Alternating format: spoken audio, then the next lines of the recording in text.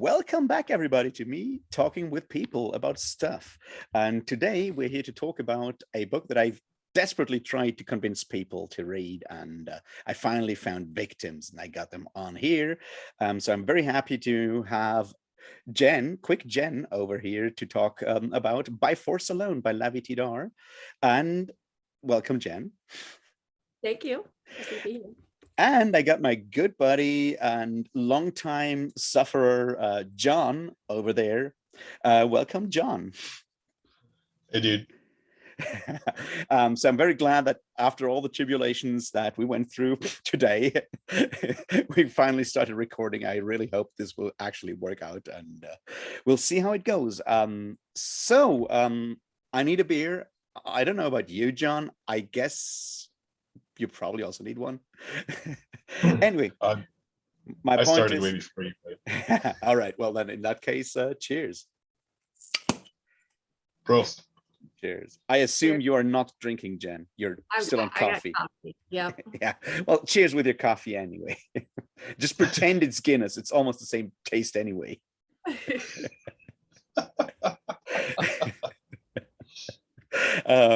Anyway, so I'm so glad you actually agreed to join me with this specific one, because I've been trying to convince people to read this book for a while. You both can attest to that, and I'm glad you actually did it. So I would like to start with like having your first impressions of like having actually read the thing.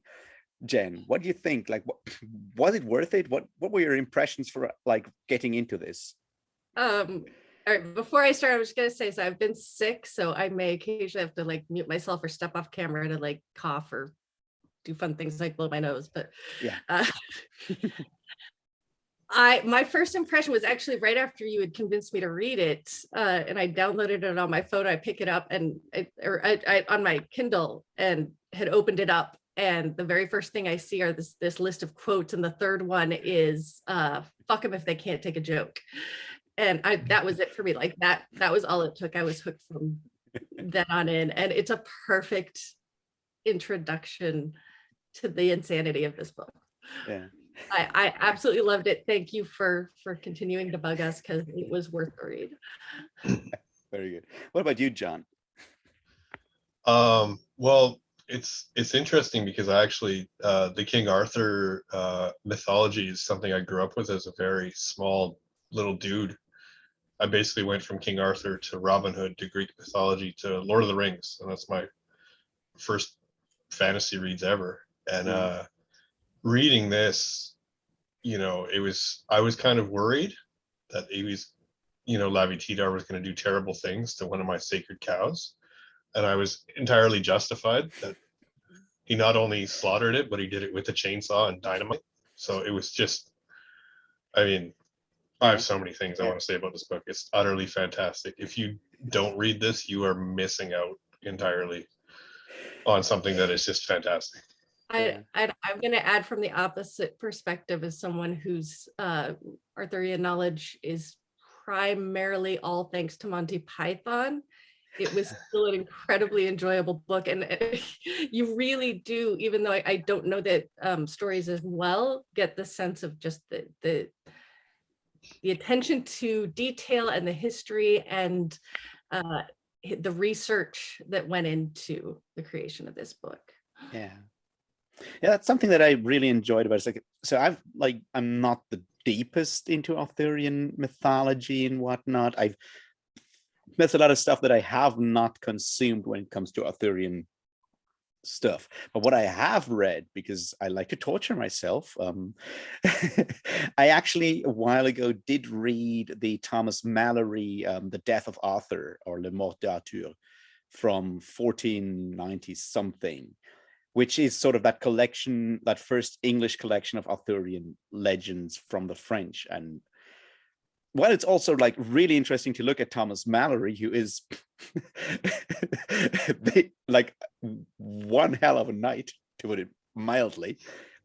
So the guy who wrote down all those Arthurian legends, which are terrible, actually was accused and imprisoned for blackmail, kidnapping, being a robber baron, and all of these terrible things. He's basically the guy who wrote the first English version of like, or collected the first English version of like all those Arthurian stories, including the Tristan and Isolde stuff and the whole like Grail quest and all of that stuff. That guy is very much the kind of person that you see Arthur and the other people in this book being, which I found like incredibly funny.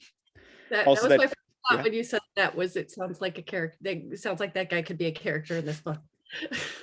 It's ridiculous. So like, I mean, I've been a fan of Lavie Tidhar's writing before. So when I found out that he had written a book on Arthur, I was like, I got to read this. And then I was not disappointed, because it certainly takes a lot of the stuff that Tidhar has done before and just turns it up to 11 and just goes wild in ways that I loved so much about it. So I guess that's like the thing that I want to look at the next is like how you take a well-known, like almost one of the best known of the like legends or mythologies or whatever you want to call it, like a corpus of stories that even if you haven't read a lot of it, or even have you only watched, I mean, I guess for you, Jen, that's like the question, like even if you only watch the Monty Python one, which is obviously a really cool thing, it's like you kind of know the basics of Arthur, right? You kind of know the stories, like he drags the sword out of the stone, there's the whole, you know, Grail thing. Is I feel like these are such a part of our culture that even if you haven't read the books, you know the stories, you know Excalibur, you know the Round Table, Yeah, you know the Holy Grail quest. It's like deeply embedded, and so which makes it such an interesting thing for him to pick apart. And he has a lot of fun doing it, but there's also a lot of deeper kind of messages about what it means that this has become such a foundational text. Yeah. Right? Yeah. Sorry, go ahead. Yeah. So no, that's exactly what I mean. It's like what I was going to look at is like how you take something that is so deeply embedded in at least, like, if not all of Western culture, then at least Anglo-American culture. This is like one of the fundamental texts.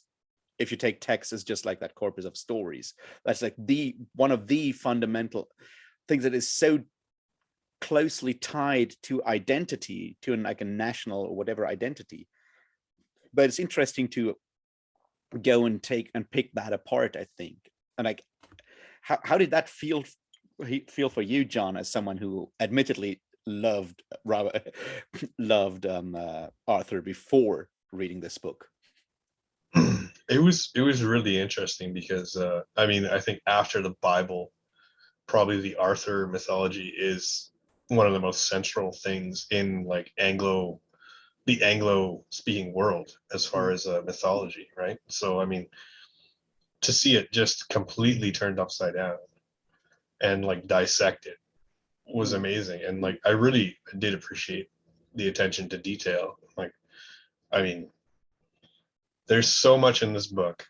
There's so many things we could talk about. I mean, the quotes from Greek philosophers, the Roman poetry. I mean, like you name it, it's there. And it's also a really interesting, I'm just going to go on a total tangent here.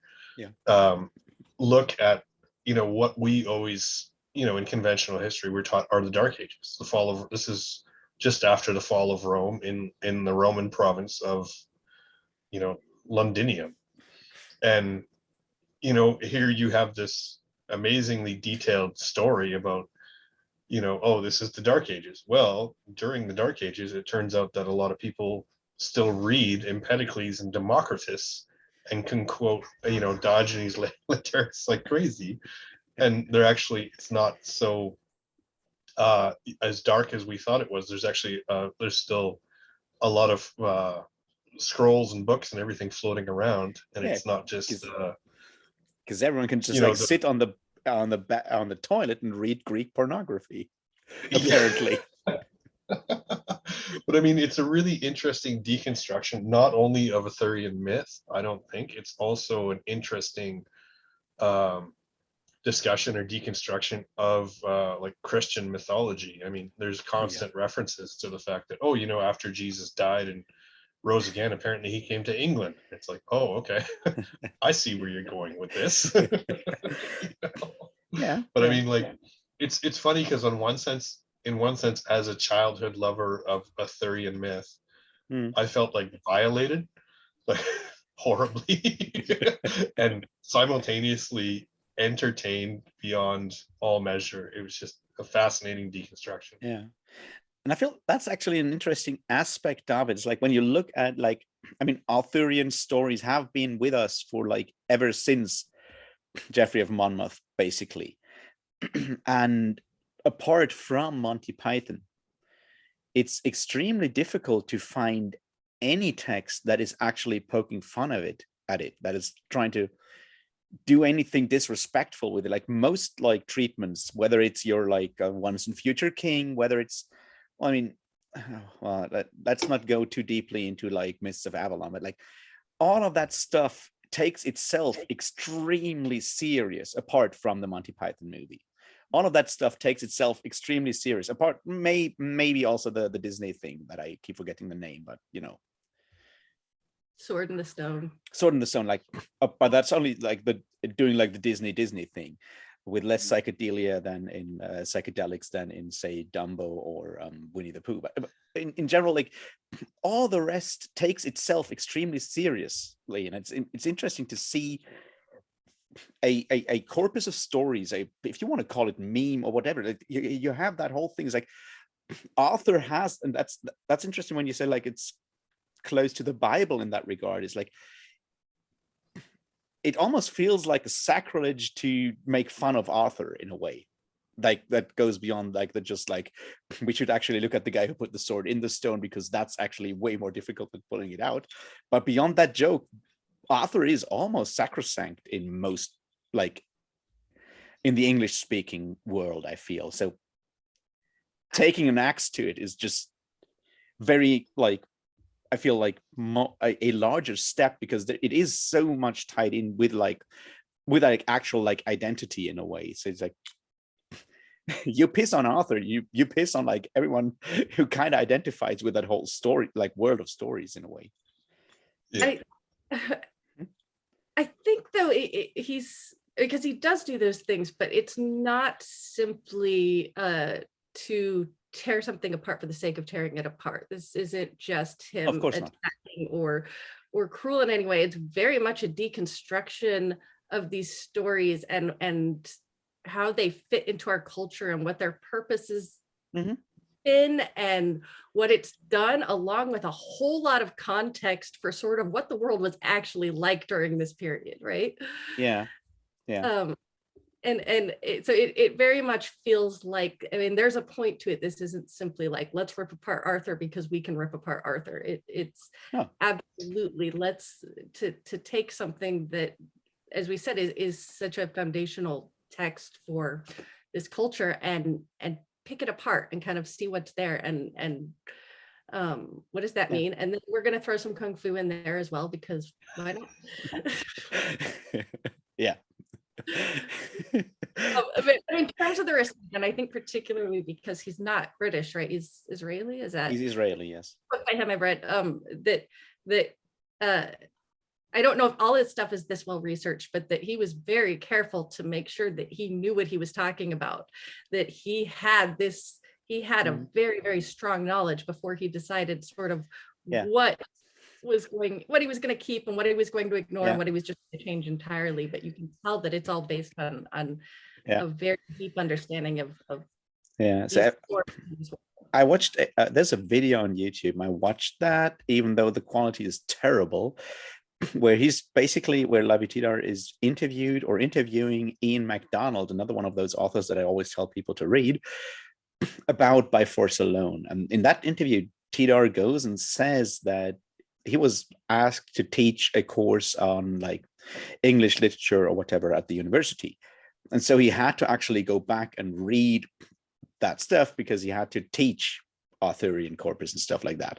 And that's where he did the research, and he got so annoyed by all of it that he figured he had to actually do something with all that research. And that's sort of like the impetus that got him into writing this one and The Hood and the rest of like what he calls the antimatter of Britain. But so that's sort of where that comes from. That's why there's that much research. It's basically already being annoyed by having to do all the research and then figuring out how to actually do something productive with it. Yeah, I mean, it's such an amazing deconstruction, like in the literary and philosophical sense, that it's just, and you can see like there's a point to this. He's got a very, he's making a point here that, and it's maybe a broader point that, these nationalistic myths are fucking bullshit, and it's something we should know by now. Yeah. And obviously we don't, so Tidhar needs to take a sledgehammer and drive that nail in, 100 more times. And we, in this day and age, and the rise of like populist fascism, we need that more now than ever, I think. So it's a really important work. Yeah. And it's also like a fun fucking ride. So Yeah. Yeah, I feel like that's sort of where I want to go first before we go into the more like political implications of it all, is that adapting Arthurian stories or like any form of like already known mythology, it's a popular thing. You have all these like, I don't know, Percy Jackson and all that crap, like not crap, like, they're probably solid books. I'm not the target audience, but the point is, we tend, when we adapt known mythology to modern times, we usually tend to either just set them straight up in our world, or we tend to stick, like authors tend to stick pretty close to the original and just like maybe soften a few things and whatnot. But what Tidhar does, I feel, is interesting because he uses the fact that he's writing, he doesn't have like a limited special effects budget. He can just go all out and put everything in there that he feels like putting in there. There's no limitations. There's no big movie studio that will tell him you can't actually put this in because this will like impact our sales or whatever. He just goes all out and just like, yeah, he wants kung fu in there. That's fine. He wants extremely vulgar language in there. Sure. He wants aliens in there. Why not? Go ahead. It's like the freedom, and that's something that I miss a lot in general, like fantastic fiction in general, at least like the more like fantasy side of things. It's like we as readers and authors tend to limit ourselves a lot when basically there is no limit to what we can put into a book. And Tidhar just goes all out. It's like, yeah, fuck it, I'll just put anything that I feel like putting in, and obviously ties it together in a way that makes sense. But first of all, just breaking that like idea of staying serious, of staying close-ish to like the source material or whatever, like that false idea of seriousness, I guess, is what he destroys and attacks on like the more literary side of things. Like this, yeah, why not have kung fu in there? Why not have aliens in there? Have kings talk about climate change? Why not? I think I mentioned this to the chat somewhere, but in tone, I think more than anything else, it actually reminded me of urban fantasy, like urban fantasy set during the Dark Ages. Yeah. There's this irreverence and this sort of playing around with these traditional like fantasy or mythological ideas, and a very modern sensibility and modern language. And so in tone, it made me think a lot of that, and yet with a lot more depth and meaning, I think, than most urban fantasy tends to have. It's not just about a fun ride, although it is that. I've not read that much urban fantasy. Like, I think like the closest in urban fantasy it comes to is Kraken by China Mieville, which I absolutely love. Aren't you guys doing Dresden Files? I'm reading Dresden Files, but Dresden Files, we're reading the Dresden Files with Cal from, and yeah. But I feel Dresden Files are very different on a lot of levels. I mean, yes, the irreverence and the pop culture stuff and the memeing, yes.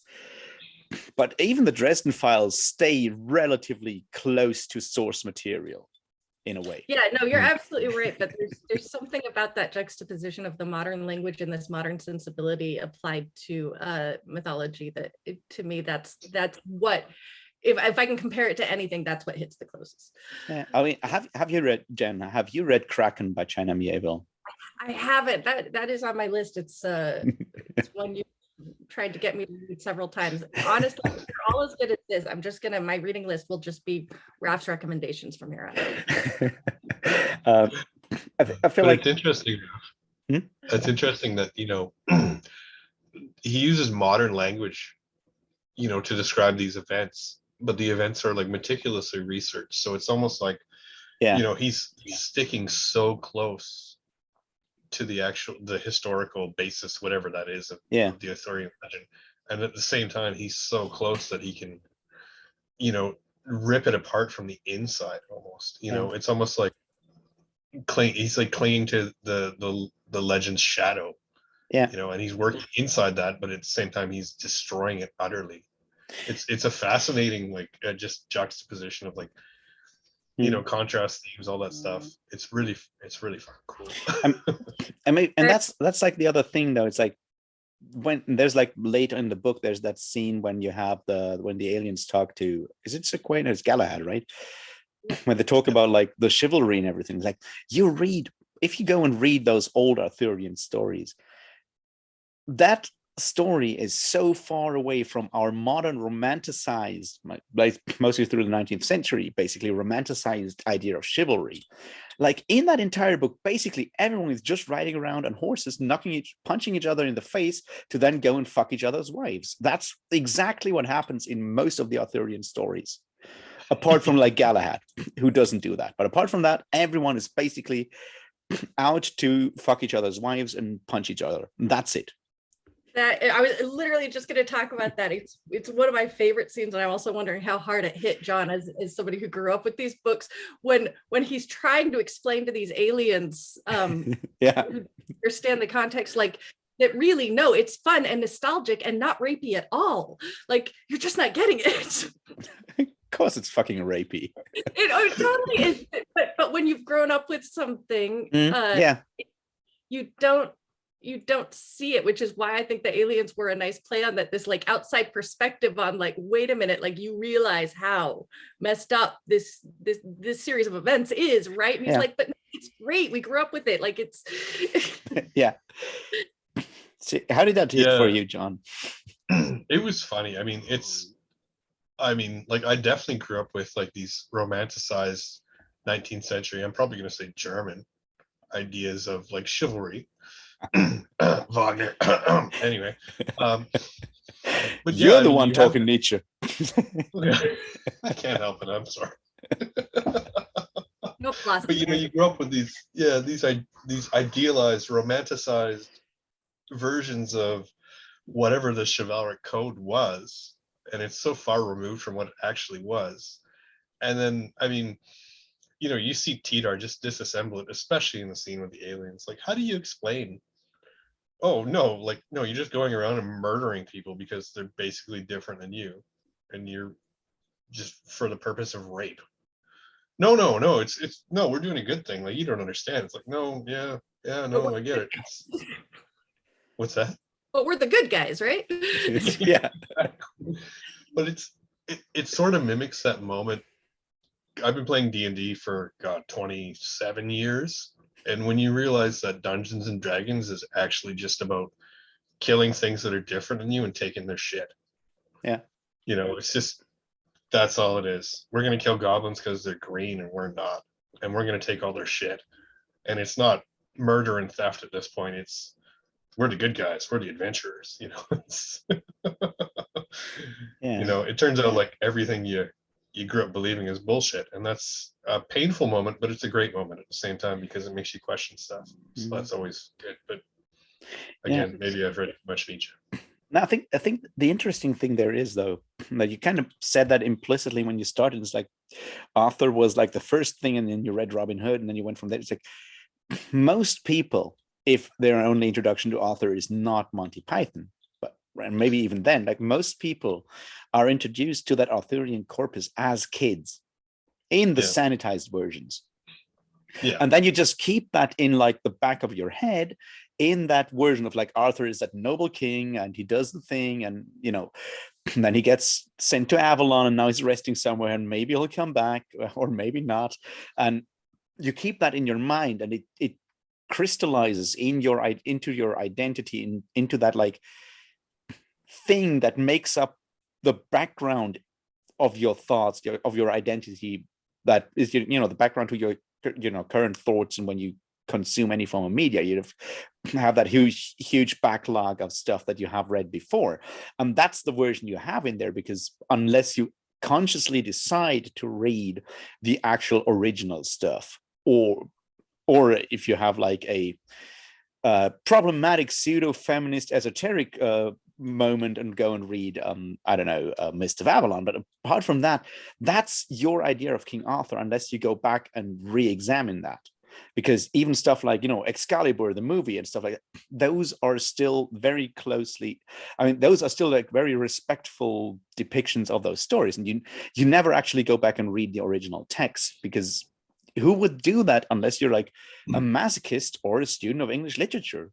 Because it's not exactly fun to read. It's super repetitive. Well, actually, I have a counterpoint to that, because I recently rewatched, after I read By Force Alone, the 1981 Excalibur by Nigel. The director is Nigel.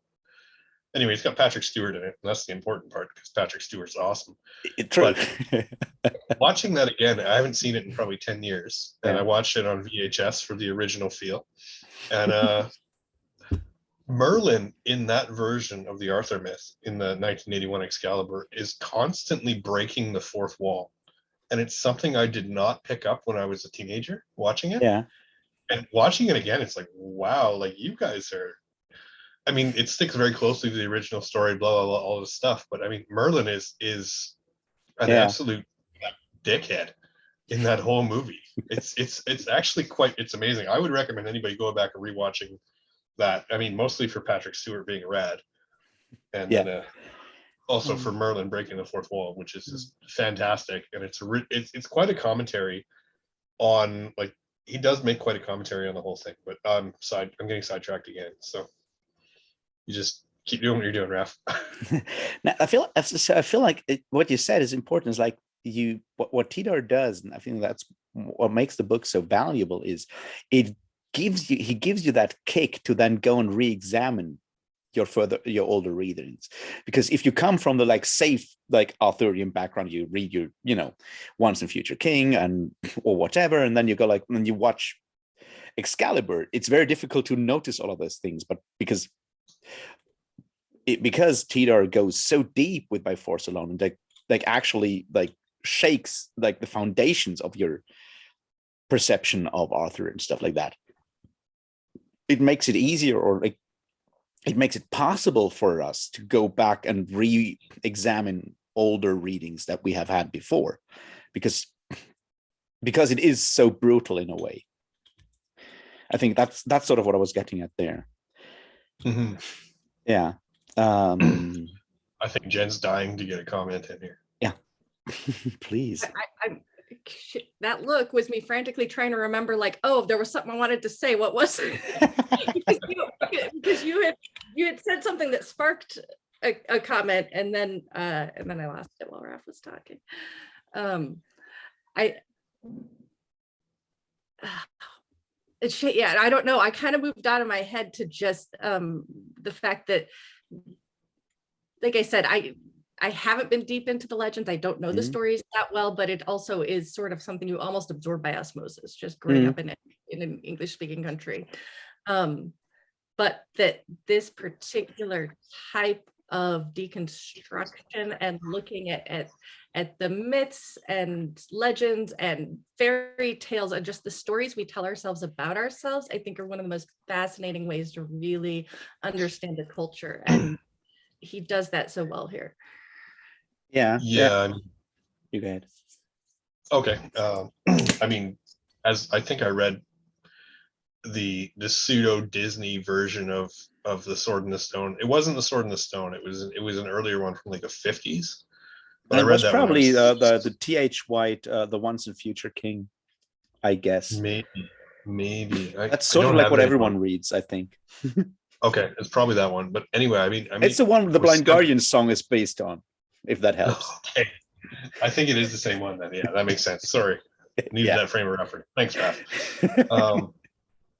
But like as reading it as a 7-year-old man, future dude, whatever you want to call it, and like you like Raph said, you crystallize that sort of sense of chivalry, that honor, valorous combat, nobility, blah blah blah, even like romantic courtly love that's discussed in there, that gets crystallized in you at a very young age. Yeah. And I've never really, that's definitely part of my inner psyche or self or whatever you want to call it that I've never really examined. And Yeah. Tidhar just like not only made me re-examine it, but like shoved it down my throat, just like, really, you believe all this crap? You better rethink it, buddy, hard. And it was fascinating and great. Go, Jen. Sorry. No, what I think is important about that, like when we're talking about these myths and these legends and these stories, is that you don't have to have read them for them to inform your worldview. Yeah. Because that worldview has shaped so many of the things that we're surrounded by and so many of the other things we consume, that even if you don't know the original stories, you are still being affected by them in ways that you don't even recognize regularly. Yeah, exactly. And like looking at you want to continue? Go ahead. Oh, just that when we choose a story to say this is who we are, which is essentially kind of what happened with the Arthurian legends, we're really establishing like what are our values, what is important to us, what do we think is good and what is bad. And so you're not just talking about a story, you're really talking about a culture as a whole. Yes. And that, I think, is what he's breaking down. Yes. Yeah. And nice. The interest, you go ahead, John. Oh, I'm just gonna rattle on about Nietzsche if you don't stop me. But I mean, like the values is central to the Arthurian myth. That is what makes it, that's what gives it its drive and its impetus in Anglo culture. Yeah. Is those establishing of those values. And it happened to me when I was a small boy, and like it's always stuck with me, those values. And it's never really been, for me at least, never really been questioned on such a fundamental level. And like I think honestly, like making people question their values is probably the highest form of art. I'm just going to go out there and say that, and I can't prove it. People will tear me down for that, and I will die in ignoble failure. All right. As a German who has studied philosophy, I will now give you the N-word card, John. You're allowed to say the N-word in philosophy, which is Nietzsche, as much as you want. Okay, great. Apart from that, I totally agree with you, and I think that's the important thing to understand, though, is like that image of chivalry, the chivalric code, and you already pointed out that probably it's like the Germans to blame for that. I think it's not only the Germans, because with Arthur in particular, it's also very much an English phenomenon. But it's like it's important to understand that throughout its entire history, and that's why you have that like historical afterword where he just like actually puts out some of the sources he's looking at. Arthur has always been that ideal of how England wanted to be, that ideal of how England wanted to see itself, the values that like English culture ascribed to itself. And that starts with Geoffrey of Monmouth, because that whole story, that whole history of Britain that features Merlin and Arthur is made up to start actually defining Englishness as, or like Britishness or whatever you want to call it at the time, as an identity. Like from the start, Arthurian stories were invented and used as a tool to define a specific identity. And over time, that identity has obviously shifted and changed, because 19th century British people were not exactly like beholden to the same values as 14th century robber barons, 15th century robber barons and kidnappers. But that's sort of like the thing. And the 19th century version, because that's sort of when our media for a long time kind of froze. And we're breaking this up over the last, I don't know, 20, 30 years. But basically you can look at like how we told stories or started defining stories in the Romantic Middle Ages and stuff around the 19th century. And that stayed with us almost until the year 2000 for most people who didn't study, literature or history or whatever. But in the general public, that's like 150 to almost 200 years of basically following the same idea of how things are. And that's sort of what we're dealing with here. That is like taken apart, because it is very much about taking apart those assumptions that make up your culture or your cultural values by, taking apart those stories that you either consciously or subconsciously identify with. Did I get too preachy? No, I know, but I said that feeling of like, God, we should just add that it's also really, really fun and that's I think we should not get too serious here. That's true. Can we do specifics, please? Oh, Detail. Oh yeah. Yes. I'm so excited. Can I start? Or yeah, please give us a quote. Okay. Give us a quote. Well, let's start with the quote, and I'm doing the air quote thing, Raph, by Aristophanes that opens the novel that Jen loved. Fuck them if they cannot take a joke or can't take a joke. Sorry, contraction. Yeah. I mean, I've read Aristophanes. I've read the Greek playwright. He is a master of ancient Greek fart jokes and giving Socrates shit. Like, yeah. Pretty sure Aristophanes never actually said that, but he should have. Yeah.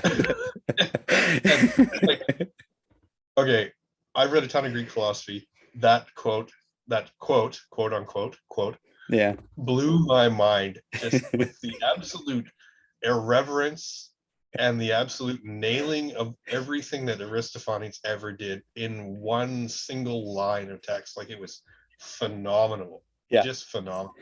If I could write like that, I wouldn't be on YouTube with you guys, to be honest. Well, on the other hand, Lavie Tidhar writes books that no one talks about. So that is a fucking crime, as far as I'm concerned. I know. But yeah, like, it is a lot of fun because it is so irreverent, and there's so many good jokes in there. There's so many eminently quotable lines and all of that in there. That's just like ridiculous. So you done. Well, I don't know if it's because we're doing the disc read through right now, or disc world read through right now, but there were a lot of moments that actually reminded me of Terry Pratchett, and part of it maybe sort of this applying that modern current sensibility into this fantasy world of it, but a lot of it is that breaking the fourth wall and sort of like speaking directly to the reader through the text. There are so many examples where people are like, well, it's not like in 400 or but it's not like in 1,000 years there's going to be some renaissance and everybody's going to suddenly become enlightened. It just all of those where people are literally like predicting exactly what will end up happening. It is so much just sort of this little wink and nod to the reader. My favorite scenes though are probably I loved Guinevere. I loved the Green Man. Oh yeah, the Green Man, and that first scene with the Green Man is just like pure poetry. If I have a complaint, it's that there weren't enough scenes with him in it. Like, yes. More of that. The Green Knight is amazing. I did also like really love the whole like part when they're talking about King Arthur and everyone's like, is it true what they say? What do they say? That he's hung like a Greek war elephant?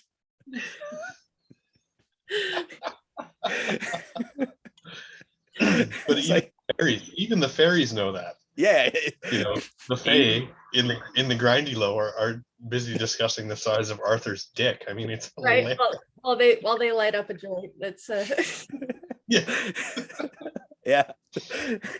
That's what I Okay. mean. That's what I mean by like how you tell that story, and there's all these like things that you can do, like the serious stuff, but it's also just like breaking, like it's that like over the top, just like anything goes. Like, yeah, I want to make this joke. Yeah, fuck you. I'll just make that joke right now. Yeah. But I mean, like the first scene with the Green Knight, Yeah. he is masturbating This against. like I am alive. I am a living thing. I am part of the forest, and I can pee, and I have a penis, and oh, that feels good. His entire like process of self-awareness, which immediately, like almost immediately, then focuses on his dick, which is the mother of 3 boys. I can tell you also how consciousness works for babies. Like, Yeah, that's what I was going to say. That's exactly how it works for everyone, right? Just like in, maybe not like in 5 minutes, but right, but it was sped up a little bit. But yeah, this is very much this sort of like, oh, and oh my God, what's this? And then that's the moment when yeah. when Arthur walks up on them, like right after he's come, and they're like, what the hell are you doing? Yeah. Well, He's like, hold on, I'm gonna fight you. I've got a spear here somewhere. Yeah. well, the beautiful thing about that whole scene is you can read it as very incisive commentary on like ontological status of human beings. Yeah. That they're obsessed, oh men anyway, they're obsessed with their dicks. And then he wraps it up by, well, are we going to fight that guy? Well, he's not armed. Have you seen the size of his dick?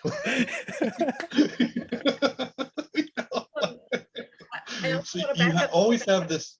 Sorry, Jen, go ahead. No, I just want to back up for a second, just tell you how much I appreciate also that he was thinking about snails while he masturbated. That snail thing is like, because snails can fuck themselves. They don't care. They just do it. It's like animals pee. Animals have sex. Snails can have sex with themselves. Oh God, snails. Like the idea of a snail like that, basically having sex with itself, is what put him over the edge. And I don't know why, but I just, oh God. When I look back, I would say like it's insane, and it's wonderful. But it's something that would certainly fascinate every 13-year-old boy. Yeah. Yeah. And then the scene after, when, oh God, sorry, I'm talking too much. I really love this book though. When he just chops off his head and then yeah, keeps talking, which very much reminded me of Monty Python, by the way, in the Black Yeah. Knight. Yeah. I thought that was a deliberate Monty Python reference. Yeah.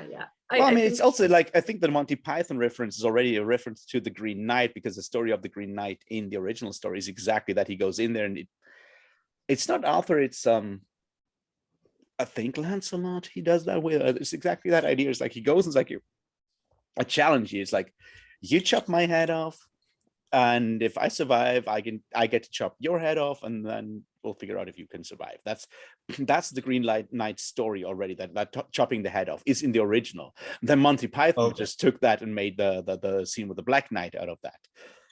Yeah. Okay. But the whole conversation between Arthur and Merlin about like, what is this magic? What do I do? Like, can't you take care of this? Like, I can't do everything here. Merlin's like, I don't know, kick it. I just also love the fact when he comes up with the name Sir Berkelac. It sounds good, but also really stupid. Yeah.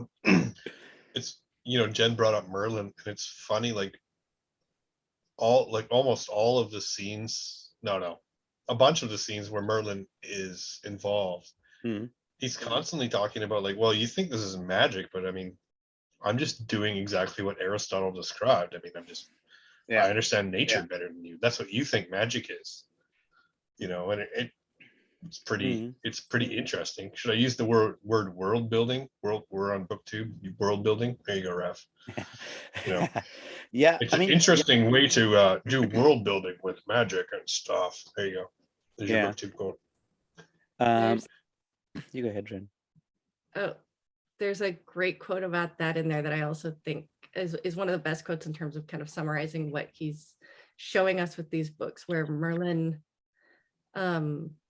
talks about, I think it was when he was putting the sword in the stone, about how like most of magic is letting people see what they want to see. Yes. Yeah. Yeah. Yeah. And that is, go ahead, Raph, sorry. No, you go ahead. Okay. That whole scene is just amazing. And then the later scene, I think it's a later scene where he advertises the whole sword in the stone, and he does the whole speech where, oh, he who pulls the sword from the stone shall be king, and he has that inner monologue where he's like, wow, like these idiots actually believe that like destiny matters. And then he goes on to talk about like, well, these are foreigners invading our shores and taking our jobs. And he goes, and there's the inner monologue where he's, this kind of crap will probably work on anybody in any age, and it'll probably always be effective. So like people will just keep employing this sort of bullshit populist speeches about foreigners. Yeah. I just shit my pants. I laughed so hard. He does that a lot. And what I found really interesting is the scene with Igraine, because Igraine is a super fascinating character in this book. The whole idea of like how Uther gets basically rapes her, and you have that scene with Igraine when she's like, maybe in the future there will be like this time when women will actually have like control over their reproductive rights and whatnot, but maybe probably never will happen. And it's like, dude, you're certainly doing something political here, sir. Yeah, and I think go ahead, Jen. But his point, I think, is that it always was political. Yes, exactly. That's the point.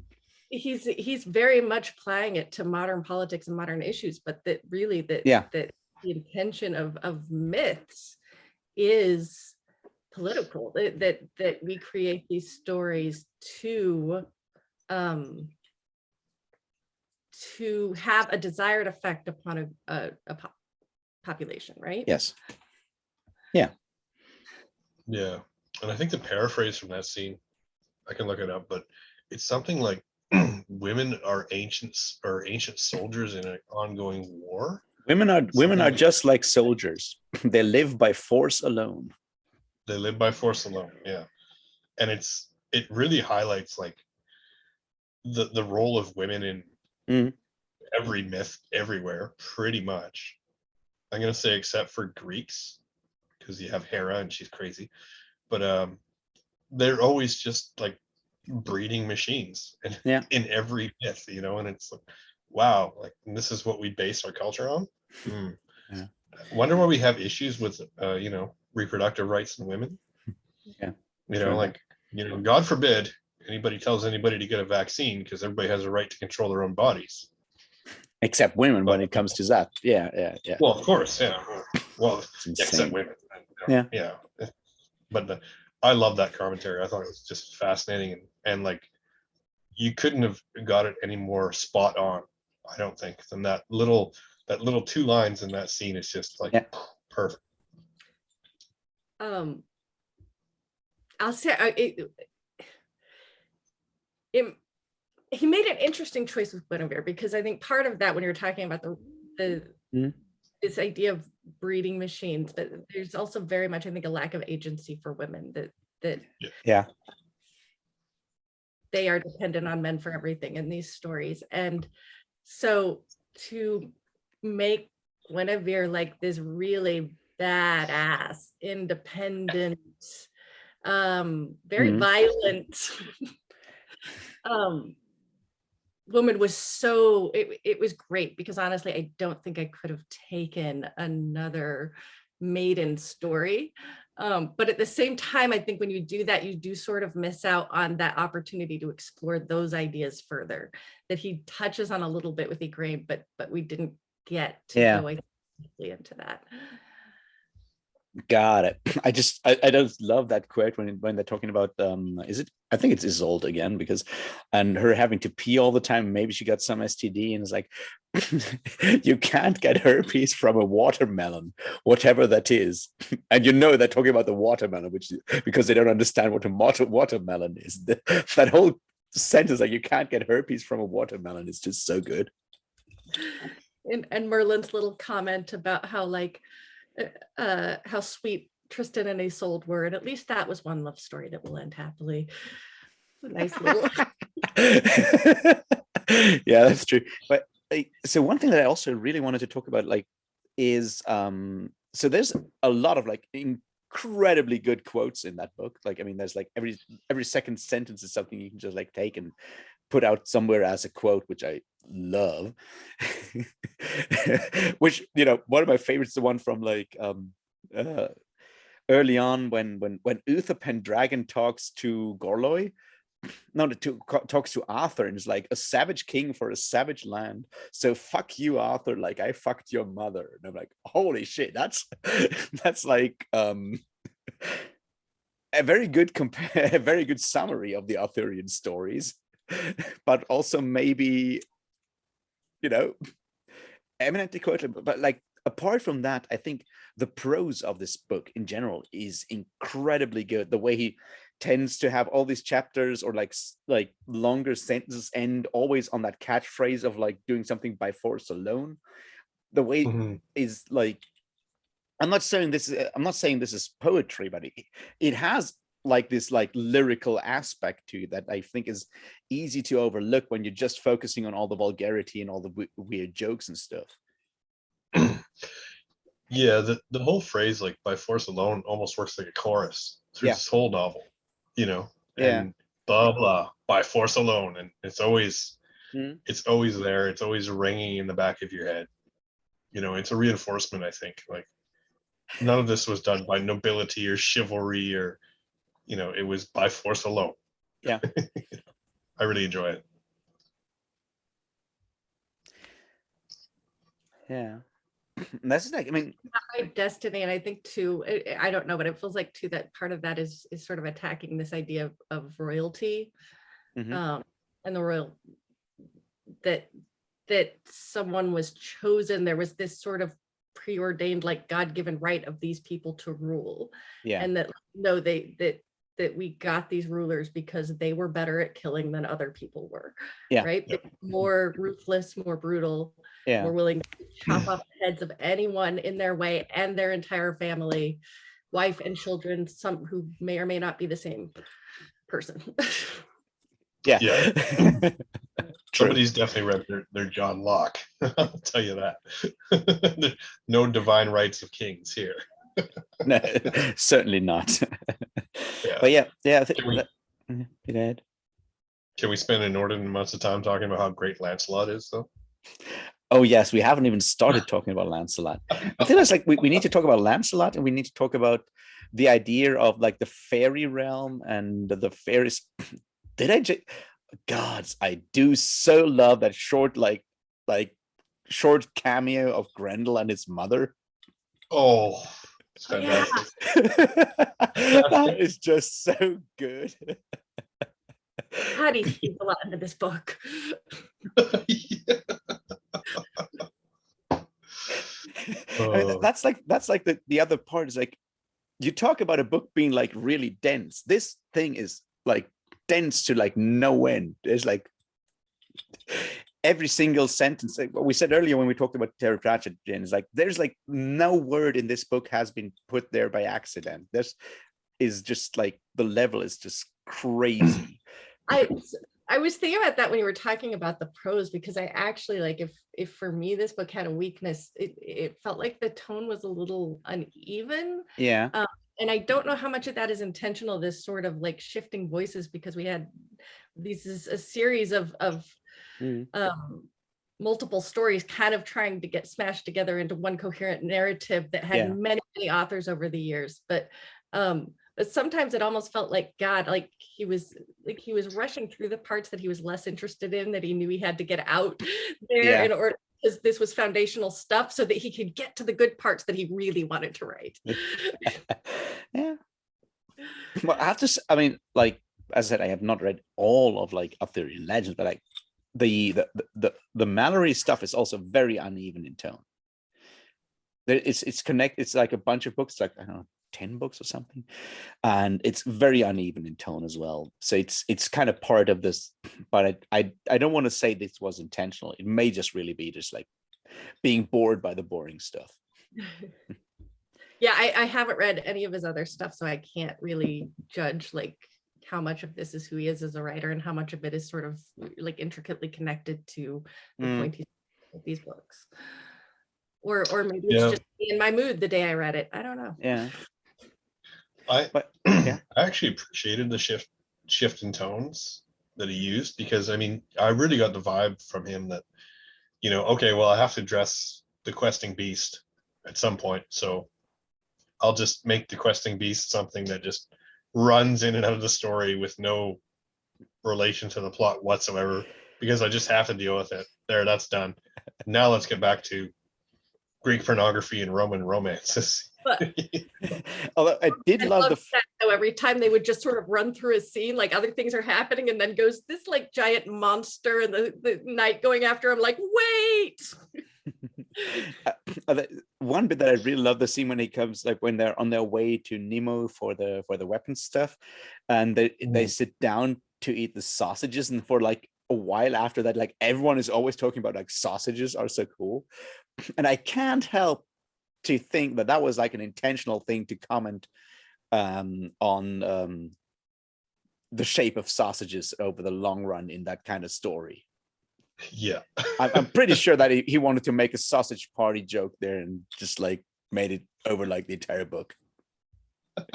Because everyone is always like, ooh, sausages. Oh, that's brilliant. I didn't even see that one. Yeah, but I think you nailed it on that. But yeah, let's have a look at Lancelot, because I think that's because the tone shifts when he talks about Lancelot, obviously, because it's a different genre that he's putting in there, and it's like it's weird and it's super fun. Yeah. I mean, Lancelot is a kung fu knight from, oh, where's he from? Oh God, I He's just drew a from blank. he's from Palestine, I think, or at least Palestine. he's a kung fu knight from Palestine looking for the Grail. So which is he a Jewish kung fu knight? it's never actually said whether he's Jewish. His boss is obviously Joseph of Arimathea. Yeah. But yeah.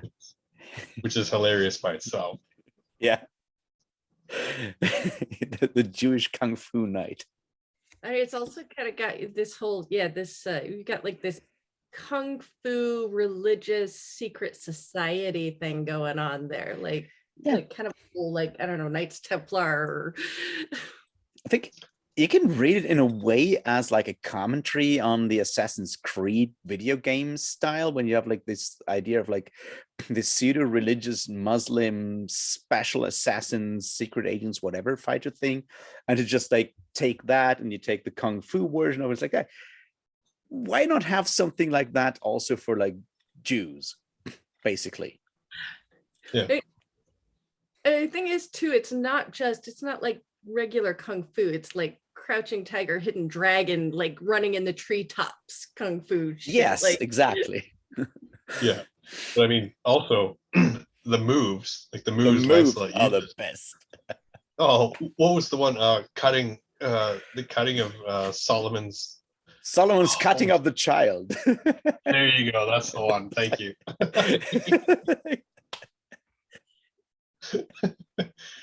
It's almost biblical. Almost. it's just like, wow. I mean that. But it's yeah. You go ahead. Oh, it's almost like Dragon Ball Z meets King Arthur. You know, it's that sort of meets Crouching Tiger, Hidden Dragon. It's just insane. Like, it manages to work. Like, yeah. How does that work? It does. Just yeah. It's insane.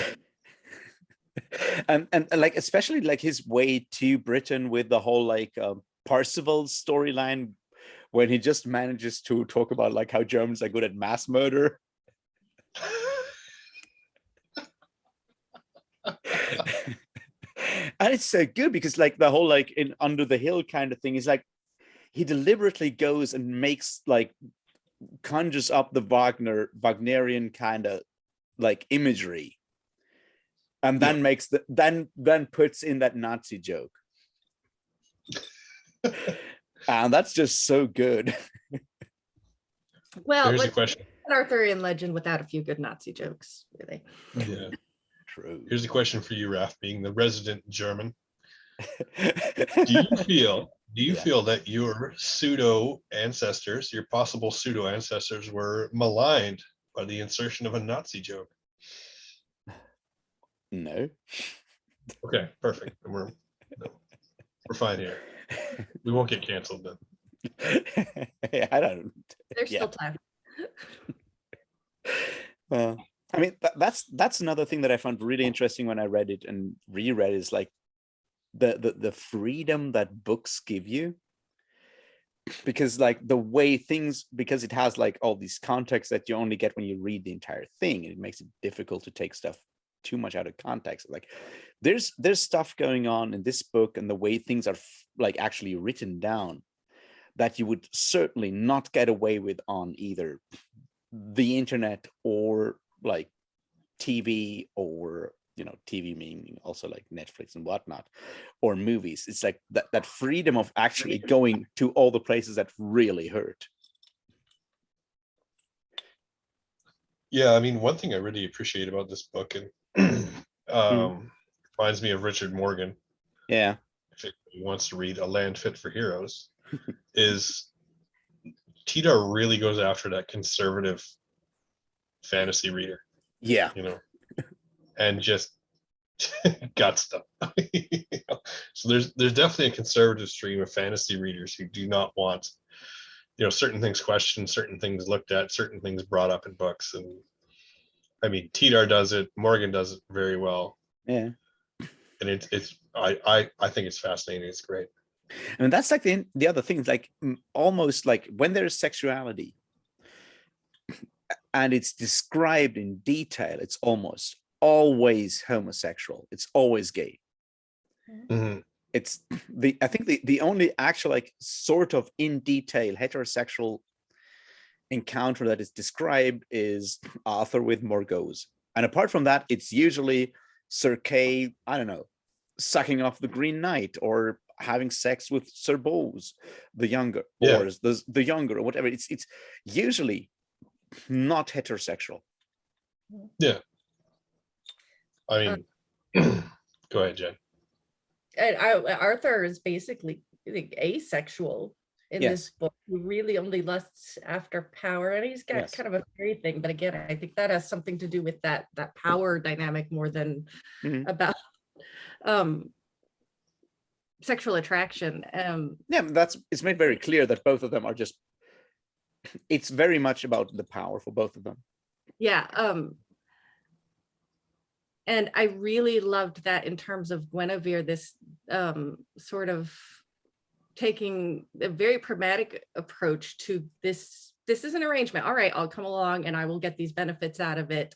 And then I will fuck whoever I want to. Turns out it's Lancelot. Yeah.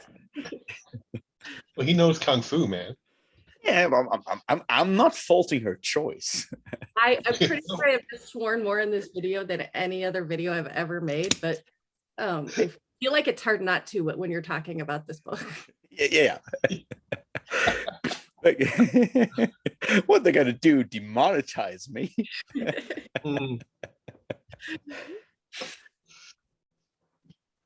But I mean, that's the other part. There's like, this book is extremely vulgar, but it's a very conscious vulgarity.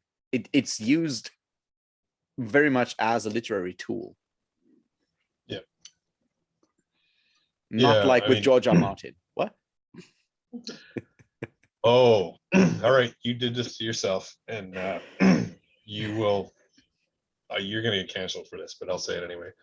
So I got my brother to read this book, and my brother's he's been reading fantasy forever since I got him started when he was 5, and he said it was awful, and that Game of Thrones was way better than this book. And I told him he had the taste of a peasant, and it's because people like him that we exist in a capitalist hellscape where art is dying. So, I mean, I think Lavie Tidhar is especially going after people like that who they don't want to question what they believe, or what their established mythos is, Yeah. and how they see themselves. And I think like reading this book for me very definitely was questioning things I value, Yeah. and it was as a straight white man, where there's graphic descriptions of homoerotic love. I was like, oh, okay, that's pretty shocking in a fantasy novel, and it was great. I enjoyed it. And I don't know, it's definitely not for the conservative minded, like my brother the peasant. And I also hope your people that brother like is Game of not Thrones. watching this video. No, he can fuck right off. And also people that think Game of Thrones is somehow good literature and can shove it. But I think Game of Thrones was interesting for, like, the first book was interesting for the time it was written in, but that's about it. Mhm. But yeah, I feel like, as I said, like, vulgarity is very much used as a literary tool, as are all the other things that he deploys when Tidhar deploys them, right? It's like the whole idea when he goes to fairyland, the idea that fairies, or like whatever, the fae folk, are very much interested in power, which I think is like on a general, like, to go back, like, world building idea, to have the idea that fae folk are clustering to humans to absorb power because that's what they feed on, is a very clever thing, is a very, like, interesting approach to the whole, like, meta thing on, like, how this world works and how you combine the fantasy sides of it with other stuff. Yeah, I mean, I thought the fairy thing was really interesting because normally, like, the fae, the fairy, the good folk, whatever, they play a role in mythology, but like nobody ever talks about their motivation. Yeah. Like why do they do these things? Are they just capricious and wicked, or are they just all good and noble, or somewhere in between? No, it turns out they're interested in power, and they like selling weapons. Oh, that was great. Yeah. I can do you a good deal on belladonna if you're interested. I actually, I think, speaking of vulgarity, the one that stands out for me and one I really enjoyed is actually the whole interaction between Merlin and the ferryman in the tavern before he goes. Oh yeah. That is so good, especially when the boggarts that oh yeah, Rev, fuck it, let's split. It's no longer the place it was. Let everyone in here now. It's like, yeah, I've seen those interactions in bars. Yes. Yeah. And I think it was our first, like, real, it's the first time we see Merlin sort of interacting in that way in these books. Yeah. This strong arm, like, common guy, like, just like when he's insulting, is that Haros? How you say his name? But Haros, yeah, it's obviously like a play on words on Pharos, the lighthouse, and Charon, the ferryman. But yeah. Oh man, that whole idea is like, ferrymen's know water like your mother knew dicks intimately. Yep. That is just like so good. I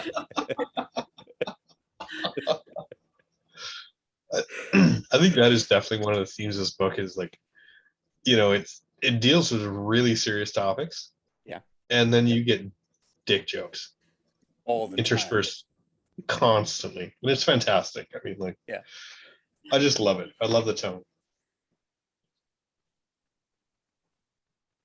But I mean, that's sort of what comes back to that opening quote, is like, fuck them if they can't take a joke. It's very much about, don't take yourself, your identity, whatever that is, whether it's like your national identity or your sexual identity or whatever, don't take that shit too seriously, because there's always room for a joke. And if you can't deal with that, then, well, fuck them. Yeah. Yeah. There's another quote, and this kind of going back, but I think you're right. I think that particular quote sets up what he's trying to do with this very well. There's another one early on when Uther unchains Merlin. At, like, very, very beginning, when he first meets Merlin asks him his name. And he basically says the problem with names is that once you have them, you think you know the thing. Yes. Mm. Yeah. And I think I mean, it can apply to lots of different things, but within this particular context, there's this idea that we know these stories. We think we know these Yes. stories. And so we don't ever really see them or look at them too closely. Yeah. I thought that was a really nice line. Yeah. Yeah. He sets it up, like he tees it up pretty hard in those first 40 or so pages. Yeah.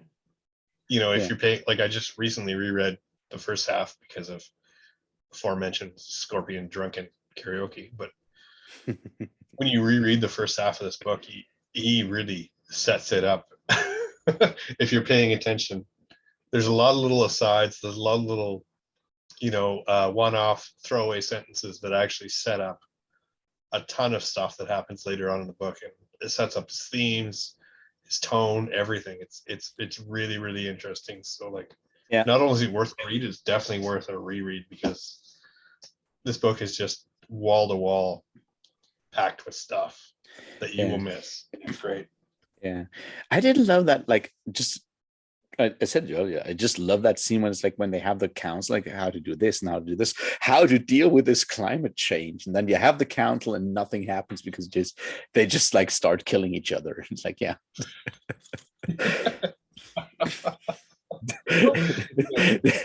Did someone make another point in there? Yeah, but there's so many. It reminded me of another, like one of those little throwaway lines, but it's also from the very beginning when Uther takes over that castle and the guy comes in and is listing his assets. And oh, you're talking about the serving 17 maids in 17 maids in working order. Yeah. And it comes back later, and it's only like 8 are still like in working order. Yeah. Yeah. So, but it was just another nice little like poke at sort of the role of women. Yes, Yeah, because for sure. he makes it clear how much that is. He makes it so obvious how much that is like objectification, and how much you just treat them as objects, because just like a list in the inventory that is like in working order, just like. The thing is, it's not just how many women do you have, but how many of them are in working order? Because once they get too old or maybe fat or unattractive, then really they're no longer of any value, right? Yeah. That's exactly the point. It's like makes it very clear how much like that is like a male way of looking at it. It's like it's a male capitalist way of looking at like everything. Yeah. We haven't talked about the round table yet, though. That's true. Yeah, because remember the round table they had in the original hideout when they were first running around in Londinium, and then they pull off the goblin fruit heist. Yes. That makes them, and it makes them by force alone.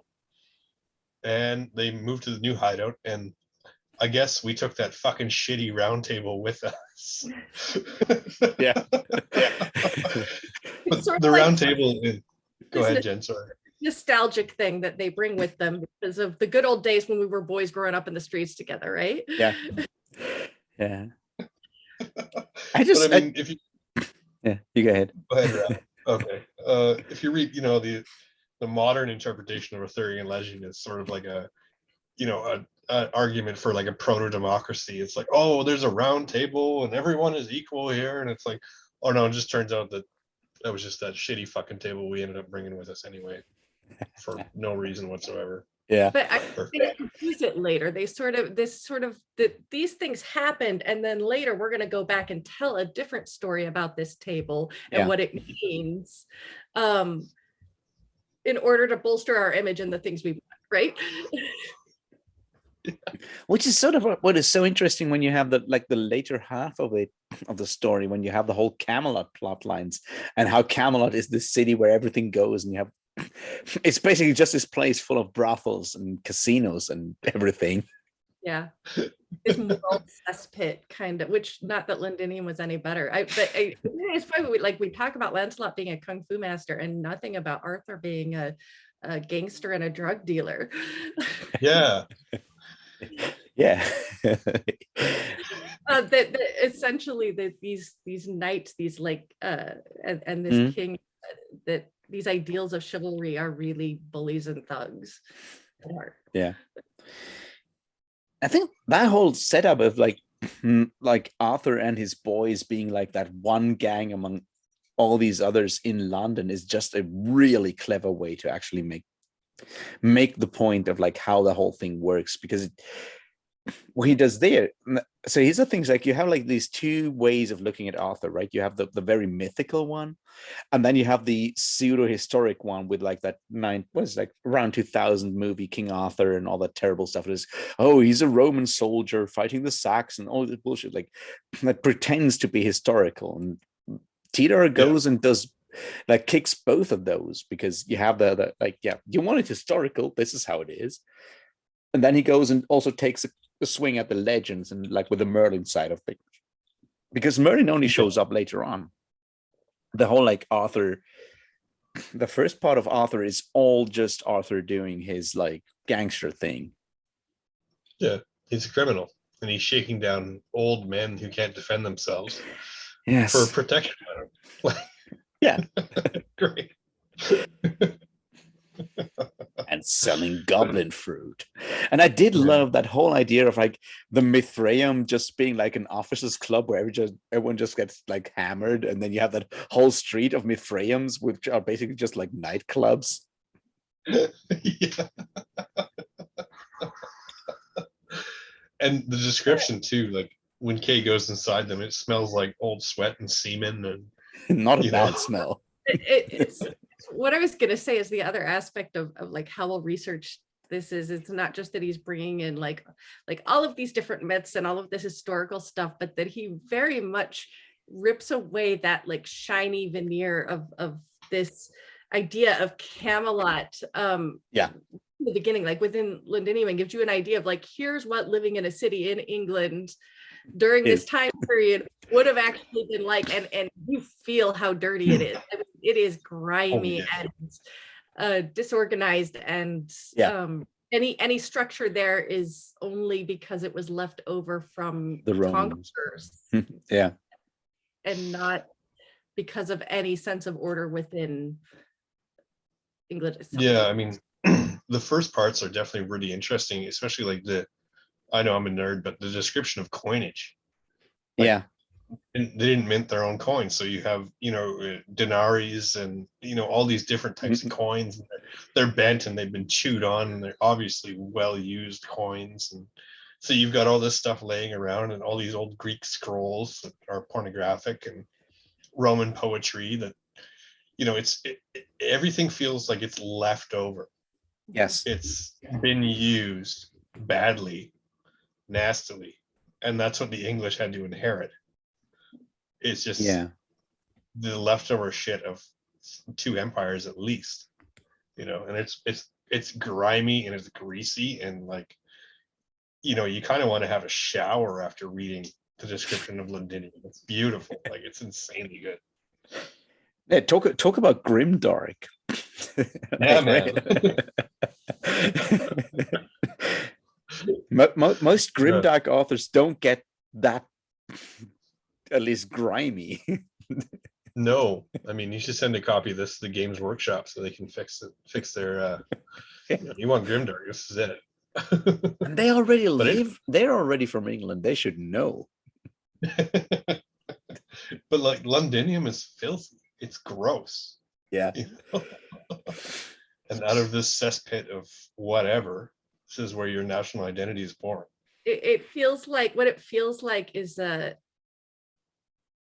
like a bunch of hoodlums moved into a foreclosed mansion, right? And are now just having a party and like knocking shit over and spray painting the walls. Like, that is Londinium. Yeah. That's exactly what it feels like. I will not say I've been to that sort of party, but no. Liar. It does. It has the verisimilitude, is what I'm trying to say here. Oh, nice. I can't even pronounce that word, so I I'm wouldn't glad you either. got it. I've listened to too many Steven Erikson interviews. I've branded that word into the back of my mind. But it's an interesting cultural commentary too, because like, what they get is the leftovers of Mhm. the conquered, and Yeah. that's all they have. There's nothing unique there. There's nothing their own. Yeah. That And you know what's the actually really interesting commentary out of that is that we're talking about out of like the leftovers of the Roman Empire, out of the leftovers of what the conquered, the colony built. That's what you turned into the identity of the colonial power per se. Yeah. Because that's sort of like where it twists, right? Because like British identity is so tied up with Arthur. And British identity is a colonial identity at this point. And to just show that you're just like basically the leftovers when the Romans decided you're no longer worth actually dealing with. And that's sort of what you then turned into, like an identity to conquer the rest of the world. And think about that. Like goes even deeper than that, I think, because at the end, like sort of the invaders, the people that they're fighting, like at the very end, are actually the people who will become England and Great Britain. And so in a way, they're sort of the bad guys in their own story. Yeah. It's like there's so many levels to this, but they've gone back and sort of taken this thing that was this hand me down from an old empire and actually not even their own history and sort of taken it and used that to create this sort of national identity. Yeah. I think he says it at the end. In whatever the opposite of a forward is, afterward, I guess. The historic afterward, when he talks about like his sources and stuff. Yeah, that there's so much irony in this being kind of the definitive British. Yeah. But it's funny because the description of Londinium, yeah, you could mistake that for like today's London. Yeah. I've been there twice. It is a greasy shithole. I've been mugged there. I've been, assaulted with knives there. It is a horrible fucking place, and it's run by gangs. Like if you get outside of like downtown central London where all the landmarks are, watch your ass, because it is a nasty place. Don't go to Hackney. I was reading the description of Londinium and I'm like, yeah, this is exactly what I experienced in London in 2011. Yeah. So I mean, is it historically accurate? Yes, but it's also present day London. It's a dump. It's this clogged sewer that Rome left. Yeah. I love it. Fantastic description. You can tell he lived there. Yeah. It feels very real. Mm-hmm. Yeah, but I mean that's like to kind of bring this to a close at some point. It's like what I really appreciate about the book is that it is colorful in a way that very few fantasy books are at this point, because it doesn't actually give itself any like weird like borders of like what is possible to put into a story or not. It is extremely dense when it comes to all like the references. Can we talk about like just quick aside before see my problem is like you have all those like lines that are repeated again and again and again, and you have that like the boy who would be king, and I'm almost 100% sure that this is very much Lavie Tidhar referencing the A Man Who Would Be King story by Rudyard Kipling, because it comes up again and again and again. I have very much had a sense reading it, like marveling at all the references and recognizing that I was almost certainly missing well more than half of them. Yeah. If I had time to reread, that's what I would have done, is sort of taken the time to like really delve into all of the just all those little things that he just sort of casts in there. Yeah. Tips that are sprinkled throughout. I know I missed a ton. Yeah, I mean, I really like the throwaway lines about Greek philosophy. For me as a philosophy student, it's just, Yeah. I mean, this natural philosopher shows up at Arthur's court and starts talking about this fucking climate change. And, well, Aristotle said, the prime mover, blah, blah. And Uther just gets drunk and says like, bored. yeah, fuck it. Fuck. Which is the proper way to deal with philosophy. It's annoying, like, Yeah. just go away. But I mean, like, and then like, oh well, what about Democritus with the atoms? And but the Stoics said this, and I'm in my glory, like just fascinated. It's just a beautiful reconstruction. Anyway, I'll keep going about this forever. I'll stop. I'm sorry. Yeah, well, no, but that's like the good thing is, right? He managed to put in like all these like super nerdy like philosophy references and still use them to make a point. Yeah. I mean, it's amazing. I don't know. So, the yeah. amount in this book, the amount of stuff, just stuff and things is Yeah. phenomenal. And that's I guess like what I so love about this book and about the follow-up, The Hood, which is like similarly insane, is you have a story that is on the surface a weird drug-fueled fantasy story with a lot of vulgar language, but it's also a political statement, a deconstruction, and like a way to actually question our like identities, how we think about things, plus dense with like references to all kinds of like pop culture, general culture, all kinds of stuff, and full of actually really beautiful language in between. When it's not just like cursing, there's like really poetic language in between, which is also just like wonderful. And I'm like, to actually smash all of that into like, when you look at the page count, not that thick a book, is pretty insane. Yeah, it's not a long, I honestly. right? Go ahead, Jen. Oh, it's not a long book. It didn't feel like a long book when I was reading. I have my Kindle, so I can't judge by thickness, but he packs a lot. The audiobook is 13 hours, so that's like, I don't know, 400 pages, maybe 450 pages, something like that. All right. Well, maybe I've read too much Erickson, so it all seems It's a third. It's a third of a General Erickson book. right. Yeah. Is that a unit of time or space? Insanity. Now, I think it's like 400 to 450 pages, something like that. 413. 413. Very good. Like for 413 pages, there's a lot going on in that book. Yeah. And there's, I don't know, it's he does so much in those 400 some pages. It's, I think, probably in general terms of fantasy literature, I want to say the world needs more Lavie Tidhars and way less Terry Brooks, whatever knockoff fantasy clone shit that they're pushing out. Because this book is a monument to what can be done in a novel. I think it's fantastic.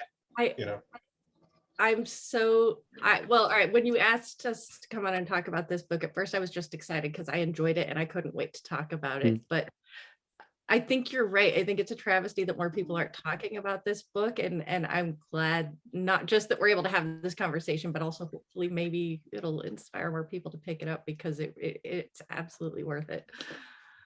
Yeah. Before we wrap this up, do you know who actually inspired me to actually pick up Lavie Tidhar in the first place? It was actually Morgan. Yes, Richard Morgan. Richard Morgan wrote like a review of Osama, one of like Tidhar's first novels. Like, I met this guy, he's a riot, you got to read this. And I think riot is a very good description of everything Lavie Tidhar has done literally, because it's Yeah. very much that. It's a riot. Mhm. Yeah, reading this book is like being in the front row of a punk show, man. It's just, Yeah. it's great. It's fantastic. It's gonna hurt, but you're gonna have a lot of fun. Yeah. And you feel like you're actually doing something meaningful at the same time. All right. I want to thank you both for coming on and doing this. Yeah, maybe we'll do the same once you get the time to actually read The Hood. Yeah, man, that'd be great. Love to. Yeah, that would be glorious. So yeah, thank you once again, and talk to you about other stuff real soon.